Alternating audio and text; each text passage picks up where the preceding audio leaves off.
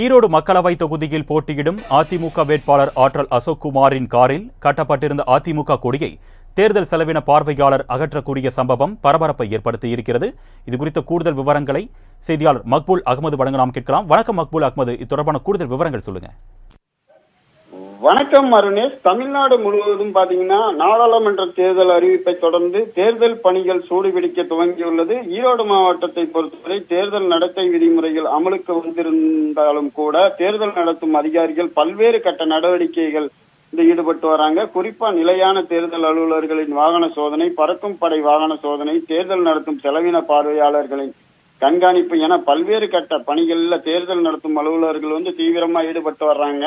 அந்த வகையில இன்று ஈரோடு காளைமாடு சிலை அருகே கண்காணிப்பு பணியில் ஈடுபட்டிருந்த தேர்தல் செலவின பார்வையாளர் பாஸ்கர், தேர்தல் பறக்கும் படை அலுவலர் சரவணகுமார் ஆகியோர் தலைமையிலான குழுவினர் ஈரோட்டில் இருந்து கரூர் உள்ளிட்ட ஊர்களுக்கு செல்லும் வாகனங்களை சோதனை செய்து வந்தனர். அப்போது அவ்வழியாக வந்த ஈரோடு மக்களவை தொகுதியில் போட்டியிடும் அதிமுக வேட்பாளரான ஆற்றல் அசோக்குமார் மற்றும் அவரது உதவியாளரின் கார்கள் வந்து கொண்டிருந்தது.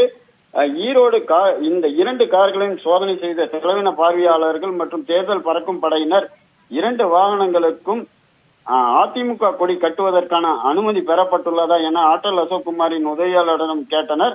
அனுமதி பெறப்பட்டுள்ளதாக கூறினார். இருந்த போதிலும் உரிய அனுமதி பெற்றதான சான்றிதழை அலுவலகத்திற்கு கொண்டு வந்து சமர்ப்பிக்க வேண்டும் எனவும் கேட்டுக்கொண்டனர். அவ்வாறு அனுமதி பெறவில்லை எனில் உடனடியாக கொடியை அகற்றிவிட வேண்டும் எனவும் தேர்தல் அலுவலர்கள் அறிவுறுத்தினர்.